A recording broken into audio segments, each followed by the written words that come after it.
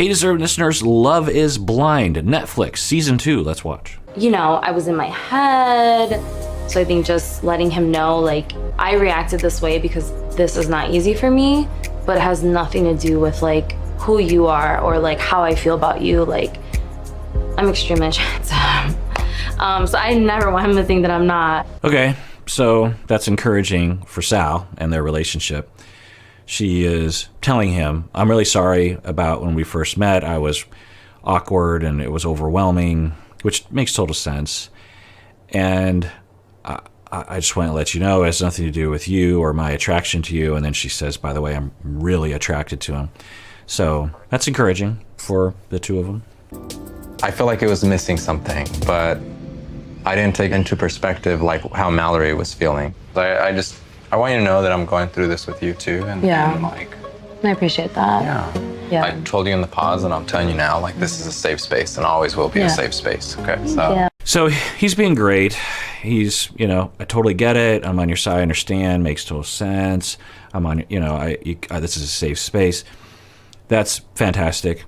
I'm worried a little bit about I'm trying to think what would make me feel even better. I mean, it is good, but I think what would make me feel even better is like for him to be a little vulnerable, I guess, and to say something like, yeah, I mean, I'm feeling awkward too. And to tell you the truth, when we first kissed, it felt kind of like he's saying that in the one-on-one interviews, but he's not saying it to her. Maybe he is off camera. I don't know. And when he does talk about the experiences, I don't get a sense of an expression of his felt sense, of his emotional, you know, space. And for her, you really sense that. You really get a sense of her emotions when she talks. So I wonder about him. You know, people, on average, men more than women, are socialized to stuff their emotions, to be strong and not emotional. And at best, you can talk about your emotions, but don't really express them. I work with a lot of men on this, honestly, real people on this, but a lot of them happen to be men, where it takes a long time to be able to. There are different phases. The first phase is, I have no idea what I'm feeling, or I don't really have emotions. They'll say that. The second phase is, yeah, I think I might have feelings, and it'll be very intellectualized. It'll be like, yeah, I think I was feeling upset. And then maybe the third phase is the embodiment of the feeling. You really get a sense of the emotional experience that someone will be feeling it in the moment and communicating it through their language and their eyes, their breathing, that kind of thing. So I'm not hearing that from him, which is fine. It's not a crime, obviously, and it doesn't negate the possibility of a relationship being okay, but it does hinder things a little bit, because she might feel like, okay, you're saying that you get it, but I don't really feel it. You know, to really feel each other, you have to have the emotion. You have to be it's better if you're in connection with that emotion, because then people feel like they're in contact with a real human being and not like a script. The fucking Polaroid camera. Oh my God! Are you serious?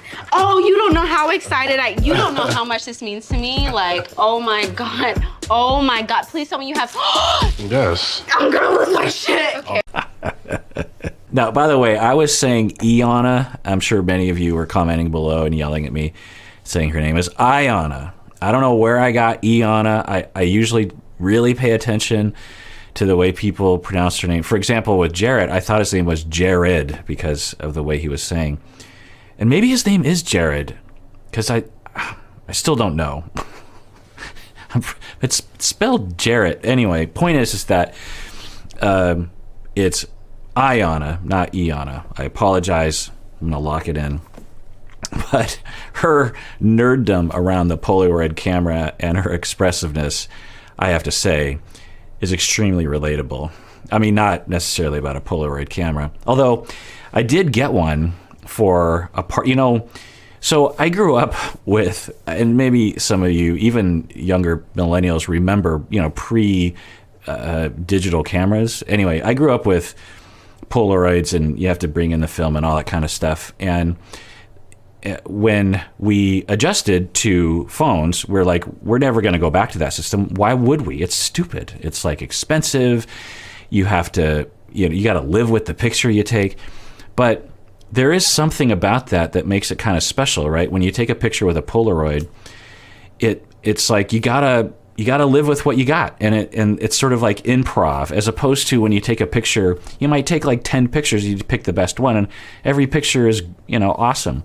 So there's something more organic or real, authentic that a Polaroid actually gives us. And so I got one. Actually, I got one for my niece as a Christmas present, and I thought, I think I want one. So I got one, and mainly it's just for parties. It's just like go around the room and take these little snapshots. The problem is you have to remain very still. I don't know if I don't understand the settings on it, but anyway, her nerddom around it, I like that. I don't know why. I just like it when people are into things and they allow their exuberance to show. It means that you aren't precious, because some people, when they're really defended, they don't express that. And it's good to see. And he got her something that she really wanted, and that's it's nice. He must have been listening to her in the pods about that. I'm waking up next to my fiance, and it's the first time that I've actually been able to hold her while she was sleeping. I was just sitting there looking at her like, man, like this girl is just so beautiful. That physical connection that we have is just as strong as our emotional connection, and it's only been one day. I can kind of get used to this. He was cool like cousin. So it's good to see. I'm really pulling for this couple, and you just always wonder, like, well, this is their first time seeing each other, it's first time sleeping together. Well, she said, I don't think I showed this clip, that she doesn't want to have sex until they're married, but she's very attracted to him. So, but they're cuddling, they're kissing, they're being playful, so they seem to be getting along really well. You're not too shabby yourself. I know. Is it weird that Mallory's here herself? No, it's not.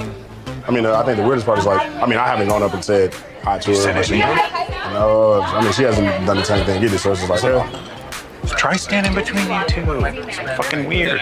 Just be like... I will say, all the dudes seem a lot taller than I thought they would be, because Jarrett is 6'1", which means that Nick must be a giant, and Shane is taller than Jarrett as well, and it makes Shake and Sal look short, but I think they're like close to 6 feet. So it's interesting because you don't have any reference for how tall everyone is.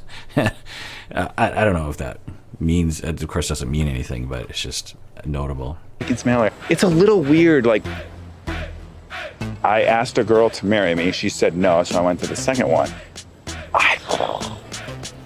Make it comfortable. Make it comfortable. It's okay. It's okay. Yeah, okay. I'll get in. I'm not gonna when I get force in. it. There it is. I will get in when I get in. So they're talking about, Nick is talking with Jarrett about, like, isn't it weird that Mallory's right there? I mean, you asked her to marry you. Aren't you going to go over there and talk with her? Like, it's so weird.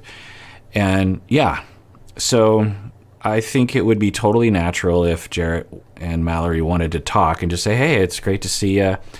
I wish you the best, all that kind of stuff. Now, they should check in with their respective partners and maybe even have their partners there with them during the conversation so that feelings aren't hurt. I'm so caught off guard in my life.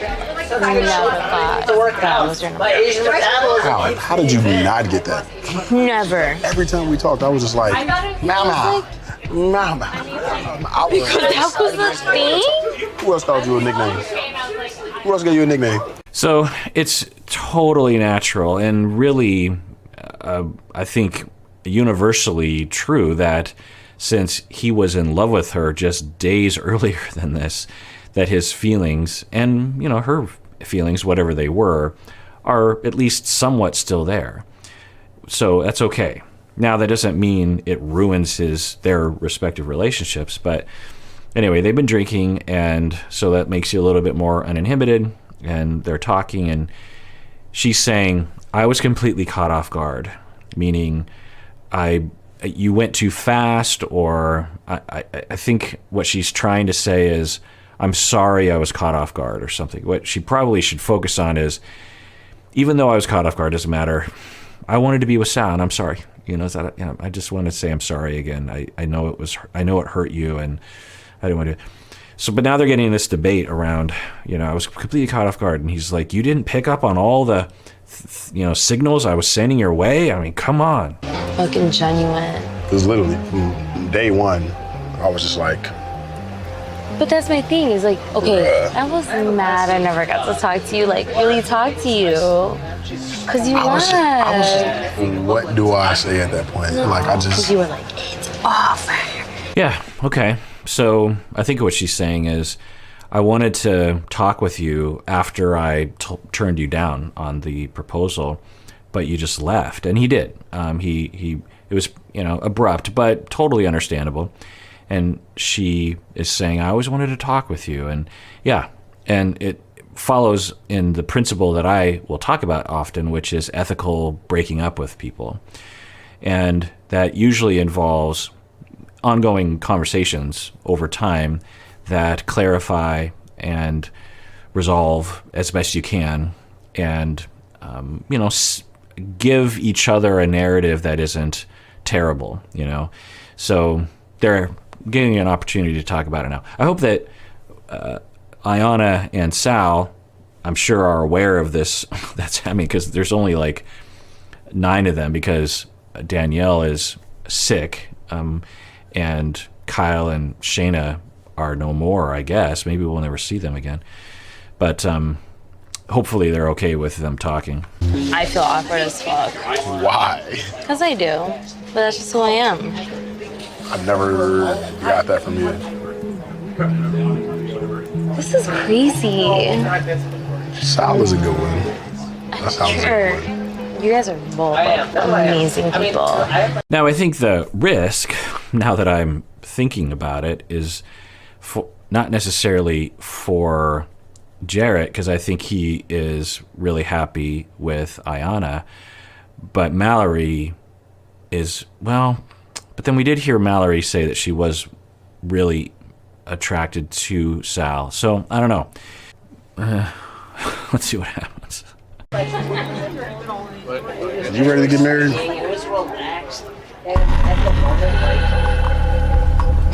Right, so, okay. We saw that hesitation when she first met Sal, and then later she was saying, everything's good, but I'm just awkward. And now she's saying, yeah, I'm not ready to get married, which is totally fine. Maybe she needs a lot longer. And I think they get 4 more weeks to decide. Maybe it'll grow. But certainly doesn't mean good things for Sal that this is happening, because I think he's more sure. Now, I wonder what Jarrett's going to do. Is he going to say, well, I'm with Ayanna now, and I really love her. And yeah, things could have worked with Mallory, but, you know, that's over. So let's see what Jarrett does. No. He's so, like, I love Sal. the thoughtfulness and, like, that. Like, I felt like I'm such a guy's girl. Hence why the fuck Dude. we connected. How did I not fucking see that shit? So I think she's regretting, it sounds like, and wants to be with Jarrett now. So that's fine, but what does Jarrett do? And then also, it'd be not unethical for Jarrett to say, I want to give a shot with Mallory. You know, last season, we didn't see that happen. Where does that happen this season, where upon meeting each other, they actually switch?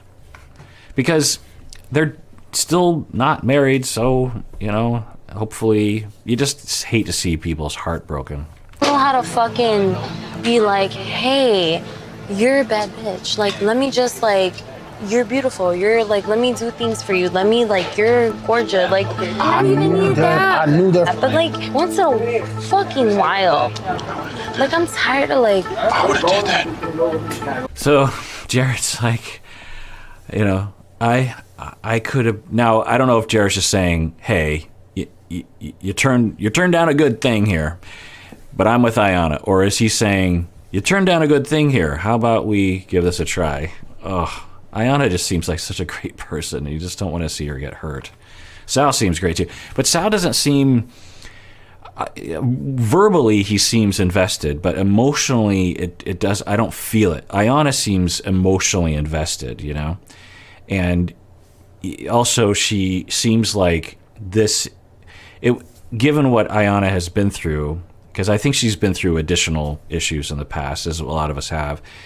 I think for her, if this doesn't go well, it'll just be another reason to put up walls for her. So, whereas for Sal, I don't know what's going on with Sal because he's not very vulnerable when they talk to him. I had two connections. Well, so did I. Well, so did I. How are you feeling? You look a little kind of bummed right now. I felt some kind of way about Mallory when I first saw her. Okay, I take back everything I said about Sal. He's actually crying right now and, you know, expressing his emotion physically.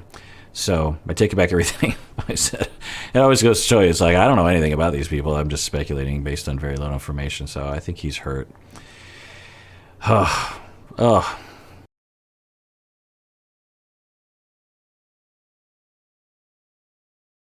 I don't know what was said, but I know that she's not interested in me. And I want to go home. Oh, and he's hammered too. I don't know how many Jovies he is. He looks like he's definitely at least 2.5 sheets to the wind. So he wants to go home. Yeah. Do they let him go home? Can they just go home? Can you just let him go home? You want to go. You're so funny. You don't like that ring? I know you don't. You like gold rings, though. You know how I know? I mean, in the real world, Jarrett and Ayana and Mallory and Sal should just take a breather, you know, give it some time and continue dating each other, maybe, and just see what happens and not be on a reality TV show and not be held to a 4-week deadline, because it's normal. You know, you go on a bunch of dates and you connect with more than one person, and maybe one of the people you connect with is connecting with more than one person. And if you're polyamorous, then it's par for the course to some extent. But if you're monogamously oriented, it's also okay. But in the real world, we don't necessarily talk about that. You know, it's assumed that maybe the person you're dating is dating other people until you start talking about exclusivity. And so, you know, and usually things pan out. Usually over time, you know, clarity is developed. Not always, honestly, but sometimes where someone will be like, yeah, no, I think this other person is more for me. And then, you know, you start developing that relationship. But since it's a reality TV show, Ayana and Sal have to watch this unfold, which, you know, is hurtful. You just feel bad. Because I asked.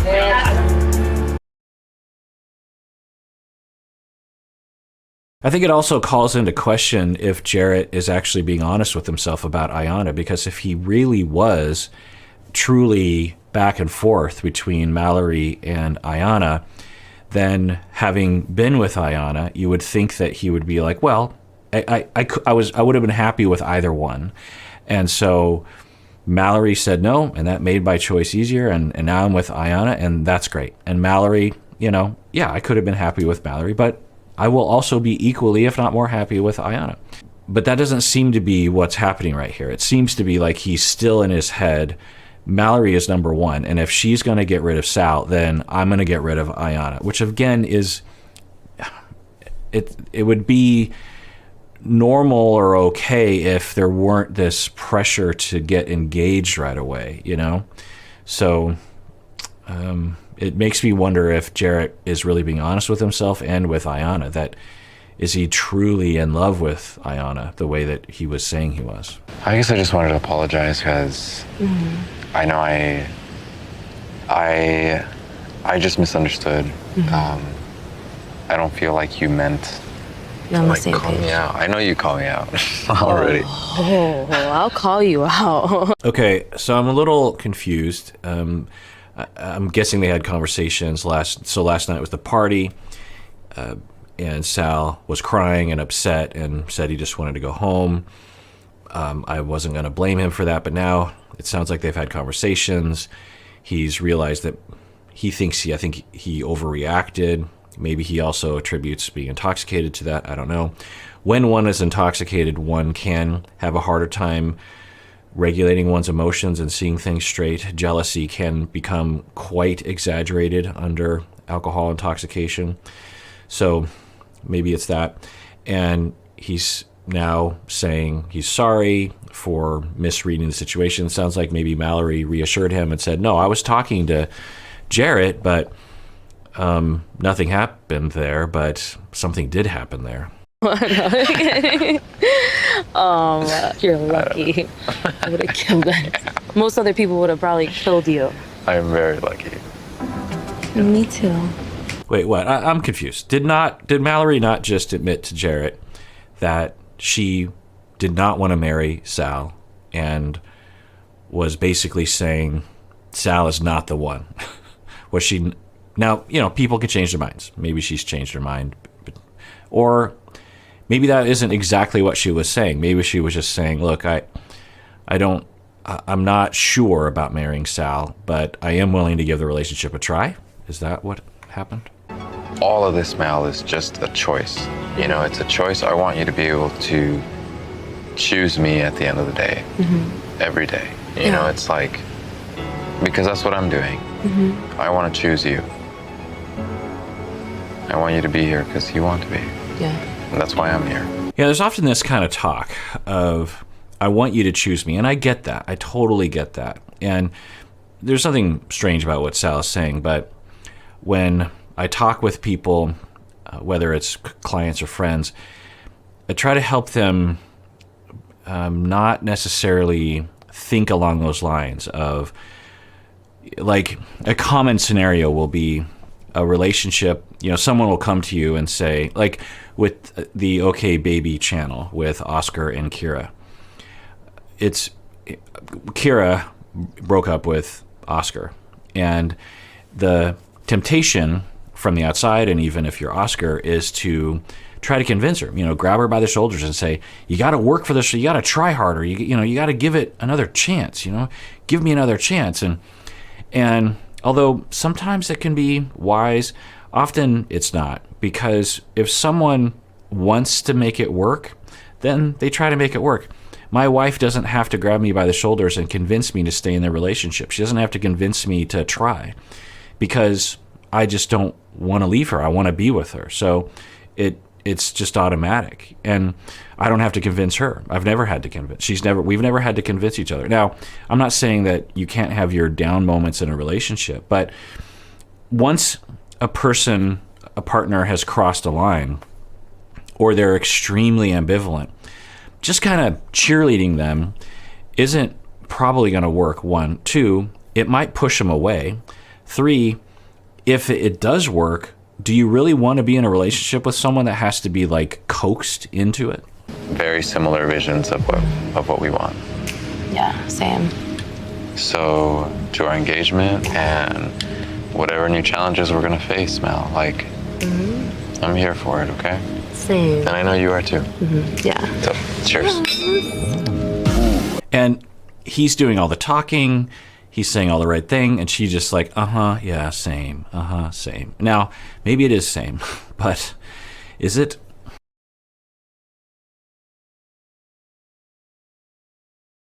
And you're a good kisser, which is nice. Oh my God.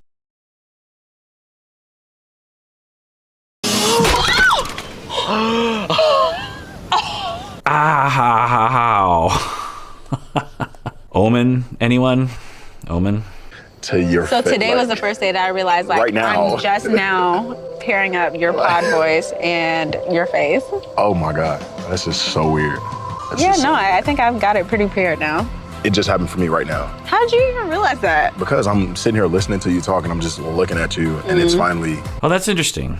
That makes a lot of sense. That it would take a while to match up the vision or the vibe you get in the pod, because you might have a vague outline of someone, an idea of what they look like. Actually, I run into this sometimes. People will, for 14 years I've been producing this podcast, and it's an audio mainly thing. I didn't really start making a lot of videos until a couple years ago. So for a lot of people, they just heard me. In fact, one person recognized me in public, not because of my face, but because of my voice. I was at a bar and I was talking with some friends, and some people walked by and they came back and they're like, "Are you Dr. Kirk Honda?" I'm like, "Yeah." She's like, I didn't know what you look like, but I could hear you talking. And that's just so interesting that someone would know me by my voice. That's interesting. But I get it, because as a podcast listener myself, like with Hidden Brain, for example, the podcast, I do not know what Shankar Vedantam looks like.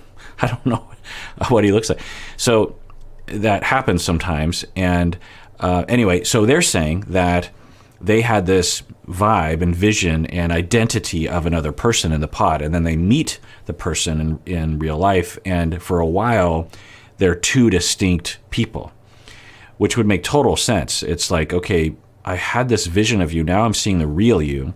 Because sometimes when they actually do see me, they will say, "You don't look anything like I thought you were going to look like," or they'll see one of the co-hosts like Bob or something. They're just like, "That is not the vision I had in my head."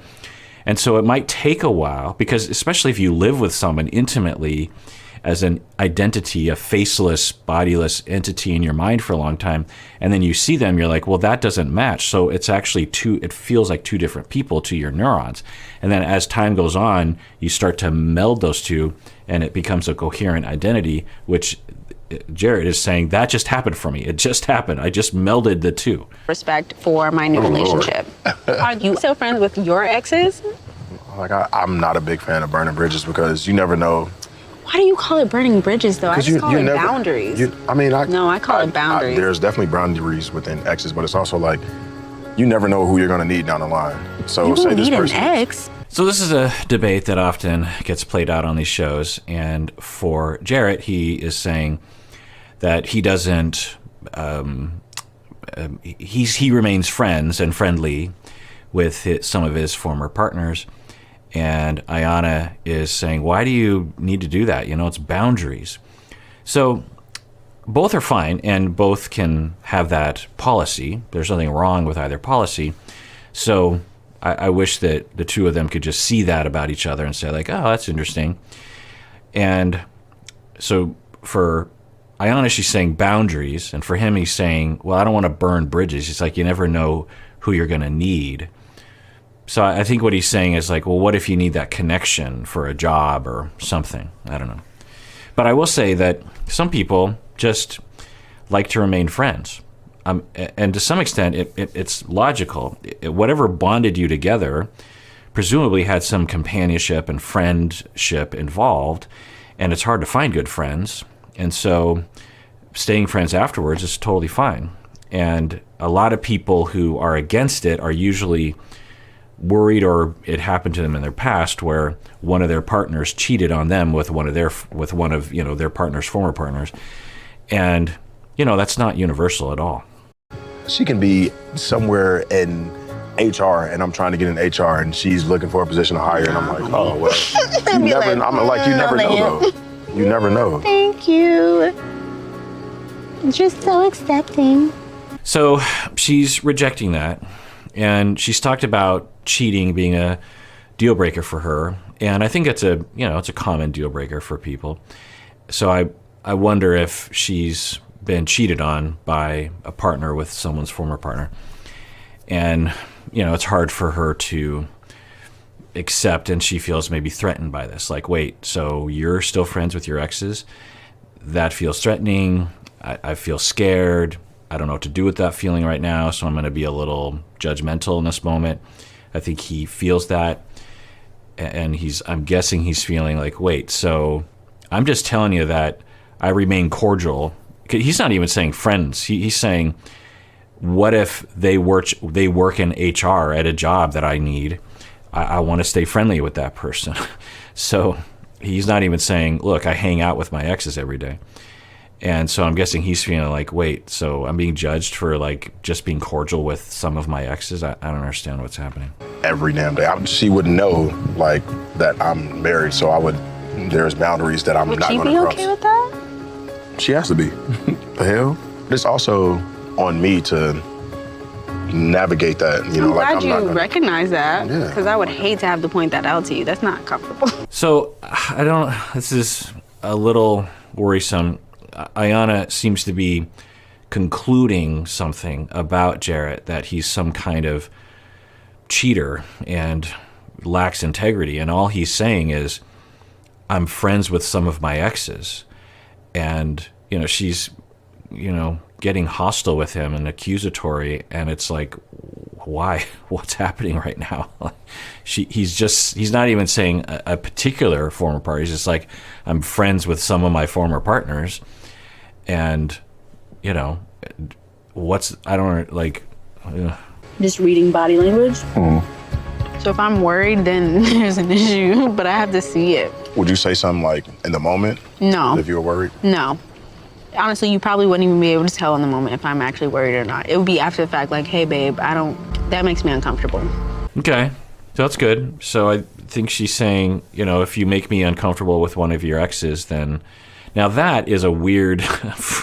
I stop on some weird frames sometimes, but that one, that almost looks like CGI or like Matrix. Remember with the mouth thing? Anyway, so she's saying, okay, something happens, but I don't know. If I were him, I would say something like, okay, totally. If you ever feel threatened, let's talk about it for sure.